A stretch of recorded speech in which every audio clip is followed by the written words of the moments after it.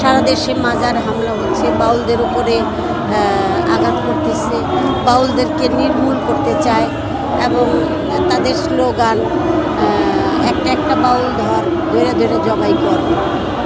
এই সব কিছু মিলিয়ে আমরা এটার প্রতিকার চাই। ইসলাম হলো শান্তি, সর্বক্ষেত্রে শান্তি। আমিও শান্তিতে থাকবো, আমার দ্বারা কারো যেন অশান্তি না হয়, সবাই শান্তি থাকবে। এটাই হলো শান্তির ধর্ম এবং মানবতা। আমার দ্বারা যেন কেউ মিথ্যার হয়রানি না হয়।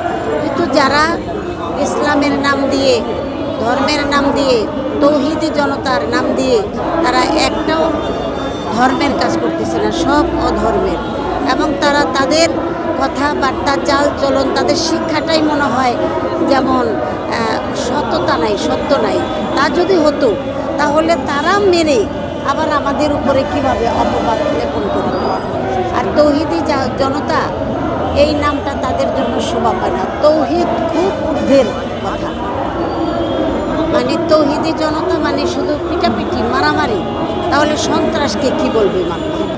আমাদের মানিকগঞ্জের নাম করা একজন শিল্পী হেলাল সরকার, তাকে আঘাত করছে।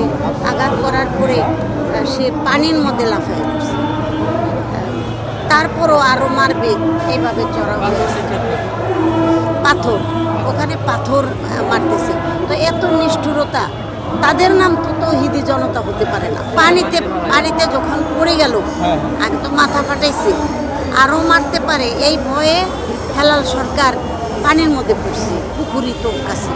পানির মধ্যে পড়ার পরে তারপরও ওখানে ওই পাথর নিক্ষেপ করছে। হ্যাঁ, এটা তো আছে, মিডিয়ায় আছে। তো যার ফলে তৌহিদি জনতা নামক যে একটা মানে সন্ত্রাসী কার্যক্রম করতেছে, এই নামটাই থাকবে না। আমি এই নামটা থাকবে না। যারা মারামারি করে, যারা নাকি নিজের গায়ে মানে স্বেচ্ছাচারী, তারা জোর জুলুমের অন্তর্ভুক্ত, তাদের নাম তো তৌহিদি জনতা হইতে পারে না। আমি এই নামের ঘোর, ওদের জন্য এই নাম না, নামটাকেই ওরা কলঙ্কিত করে ফেলছে। মানে তৌহিদি তো একেবারে বয়রহ না, তৌহিদ যে ধারণ করে সেটা তো অসাধারণ। এটার মধ্যে 2, 4, 5 জন, হ্যাঁ, সে যখন তৌহিদকে ধারণ করবে, মানে একত্ববাদ সেটা ধারণ করবে, তার অন্তর্গত তার আদর্শ নিয়ে যারা চলবে তারা ঠিক শ্রেষ্ঠ মানুষ হবে। ওদের মতো এরকম না, সন্ত্রাসী কার্যক্রম থাকবে। আমাদের দেশের জন্য, বাংলাদেশের জন্য ওরা একটা কলঙ্কের অধ্যায়।